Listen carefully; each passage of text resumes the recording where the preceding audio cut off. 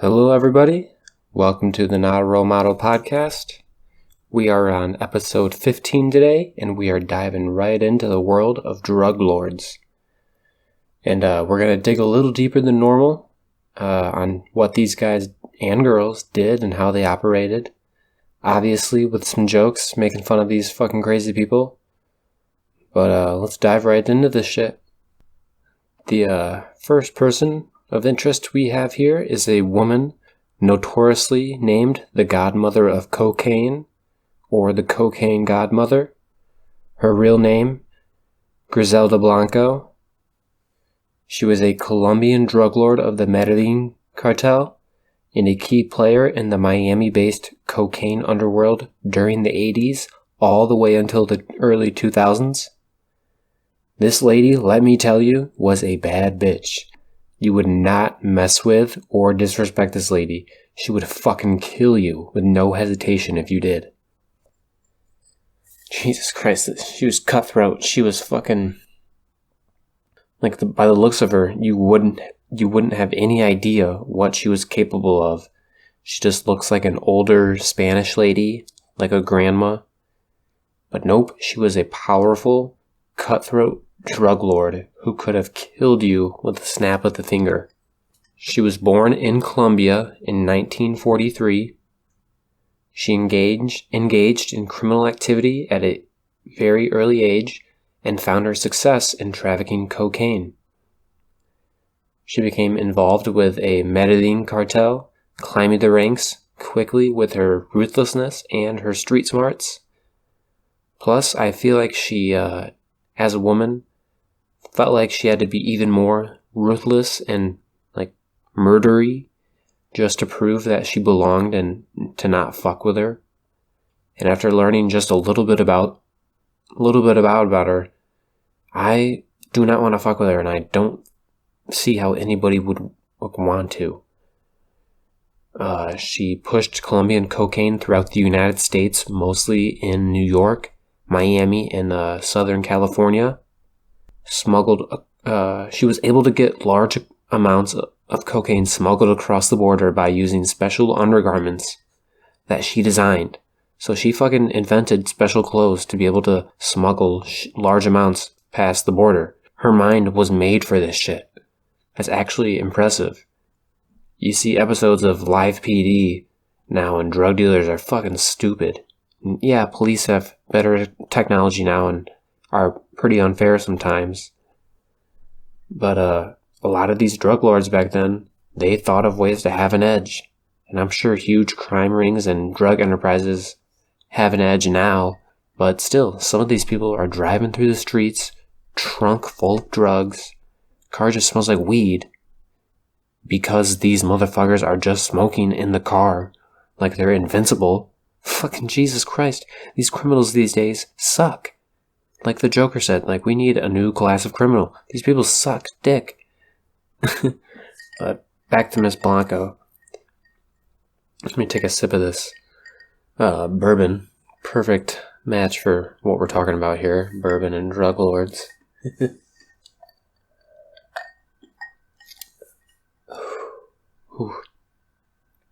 Makes your face warm.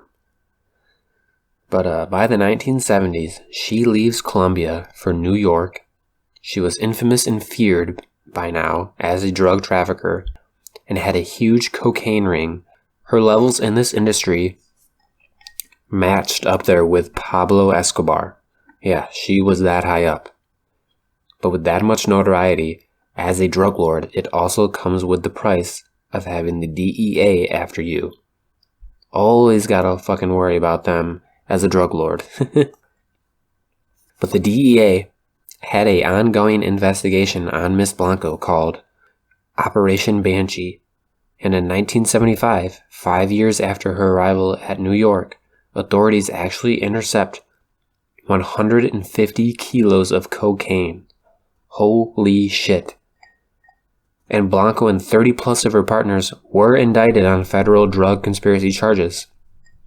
But lucky for her, really lucky for her, she was able to flee back to Colombia before she ever was nabbed.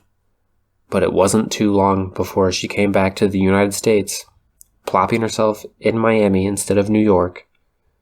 And there she participated in drive-by shootings, fucking just murders, just many, many other countless murders.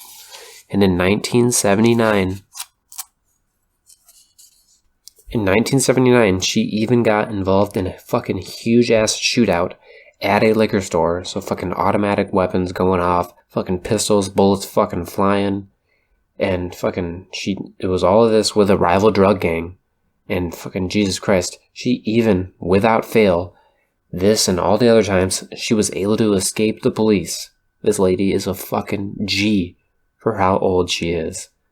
And I'll post pictures of her on the Not a Role Model podcast Instagram, so you can see just how crazy it is to look at some grandma-looking lady knowing she's a higher up in a drug cartel and has murdered countless people in cold blood. It's a total mindfuck. You get a fucking ring at your door, open it up, you're like, oh, it's just some old lady, and blam! She shoots you and fucking right in the fucking face, and then another one right in the head for good measure. Jesus Christ. So in the 1980s, Blanca was living fucking the life of luxury, living it up in fucking Miami. She's living in Miami in the 80s as a cocaine drug lord. She's having a good time. So this lady, she was a millionaire at this point as well. So things were going great. This was around at the time that she got the nicknames Godmother or Cocaine Godmother and Black Widow as a nickname, which is fucking spooky. So living it up, 1985 rolls around. It's February.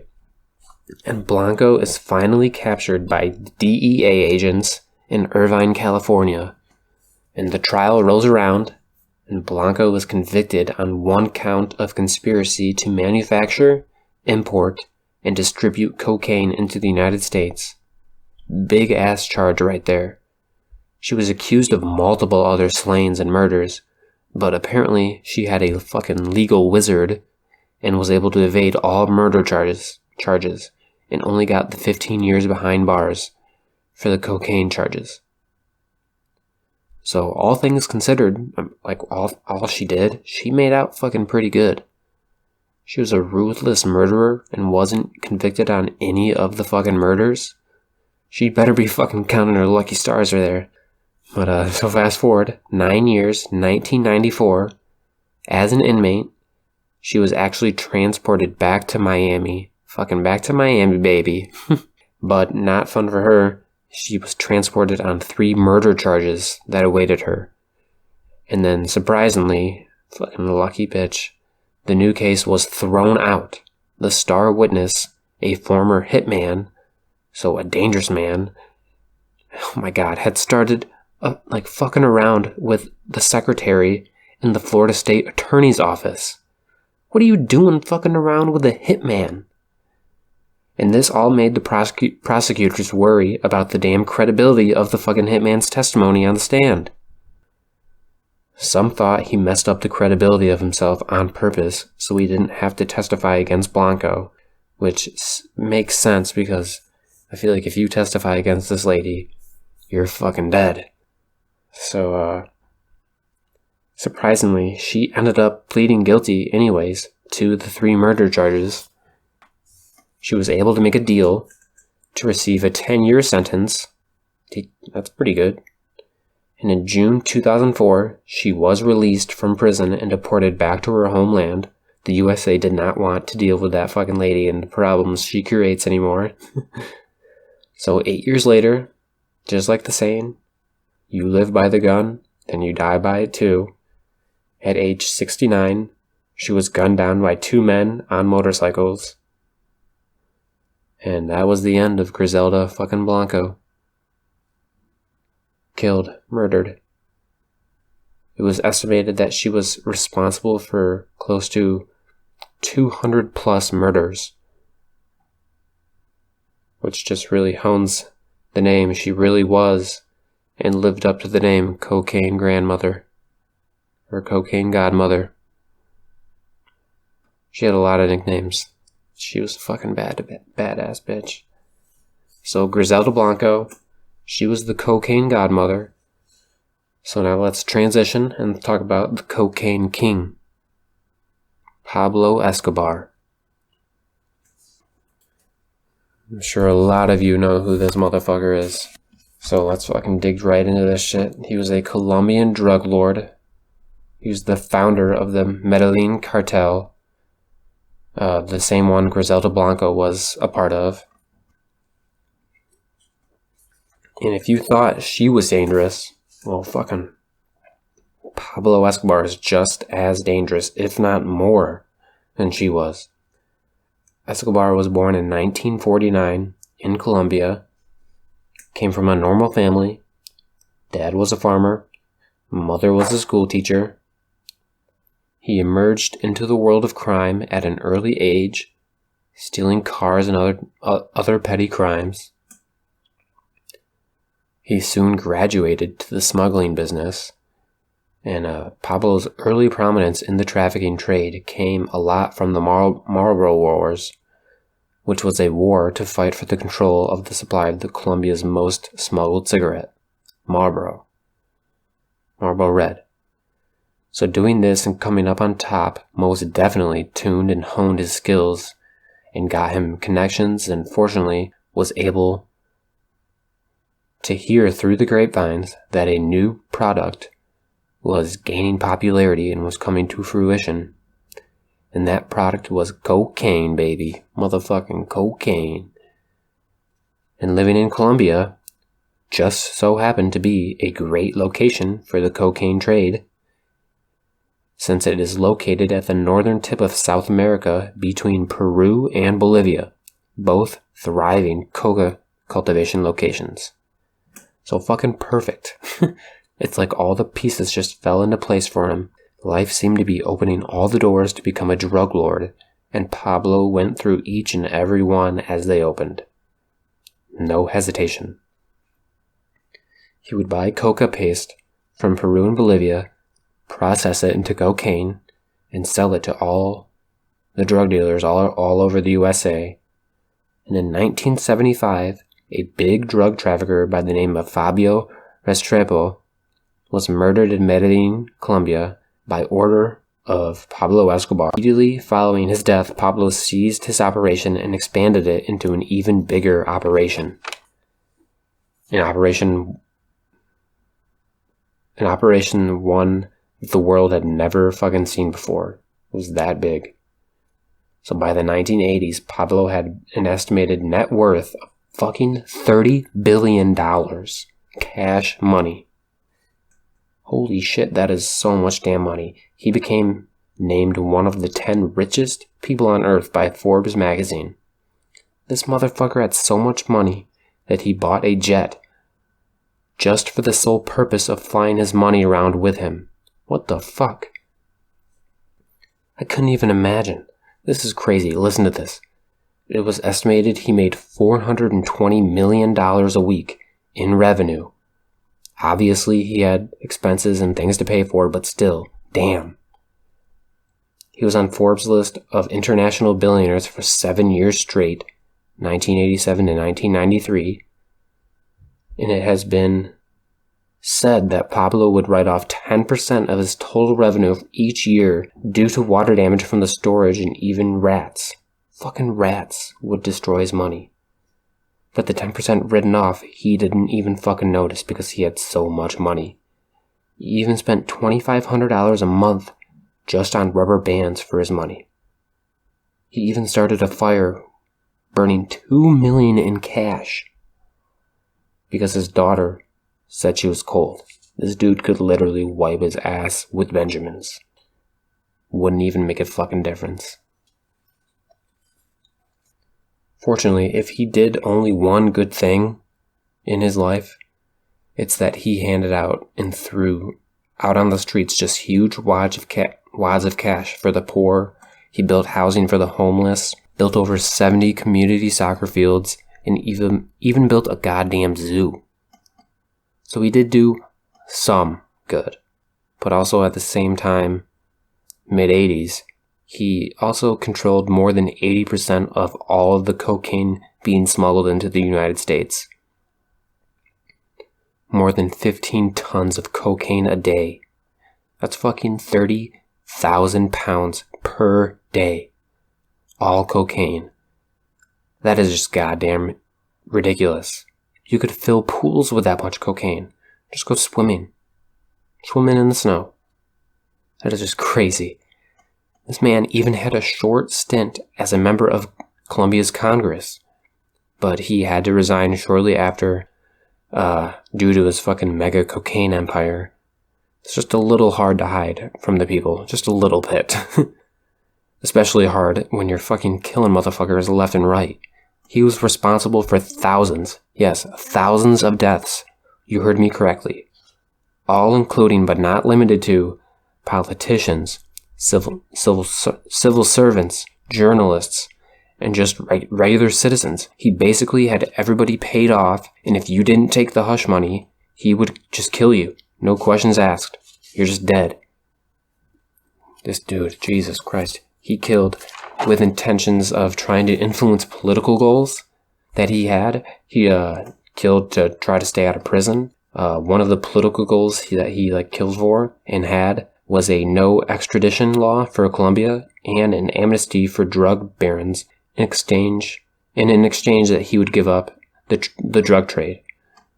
So he killed as well 3 Colombian presidential candidates, a list of judges, a list, an attorney general, and more than 1,000 police officers. 1,000. Pablo was even implicated. He most likely did it as the mastermind behind a terrorist bombing on a Colombian jetliner in 1989 that fucking killed more than 100 people. He blew up a plane. This man was a fucking terrorist, just a bloodthirsty killing machine. He became unleashed, and all this violence eventually turned public opinion against him, despite all of the good he had done for the community and the poor. The killings even started to tear all the alliances that he had with other smugglers. It started to tear the alliances apart. People were trying to get away from him. He was becoming bad news. And all of this leads up to 1991, where he, because of just he was being hunted every day, he surrendered. And because he surrendered, the looming threat of extradition to the United States was lifted, so he wasn't going to go there. And the lucky motherfucker was able to build the prison that he would spend his punishment time in. He built it himself. This place was no prison. It was fenced in, but the guards were his own guys, his own men. And it had a casino, a spa, and a damn nightclub. And I don't know if you've ever seen the show Narcos, but in that, they depict his prison.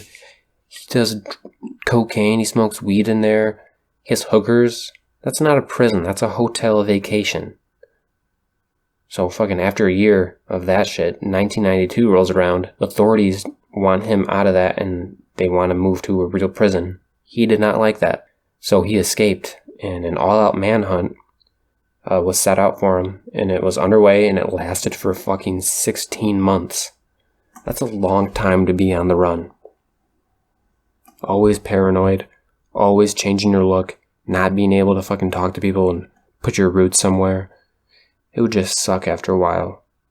And a year later, 1993, December 2nd, Colombian authorities caught up with Pablo in a neighborhood in Medellin. He ran, tried to get away, shots rang out, and Pablo Escobar was killed. His reign was over. So holy shit, Pablo Escobar, Griselda Blanco, both part of the Medellin cartel, both utterly ruthless, slaying people left and right, making millions of dollars. Well, Griselda making millions. Pablo making billions. He was on a different fucking level, a different league, different world, and a different fucking galaxy. It's crazy to think they made that much money in the fucking drug trafficking trade. What if they had become interested in something that wasn't illegal? they would most definitely still be titans of any industry. And it just so happened that they chose the illegal drug industry. Crazy fucking shit, guys. I just want to say thank you to fucking Wikipedia, biography.com, and WordPress. They gave me a lot of information. I just want to say thank you to everyone for listening. Please give the podcast a like. Hit that follow or subscribe button for new episodes every Wednesday and Sunday. Adios.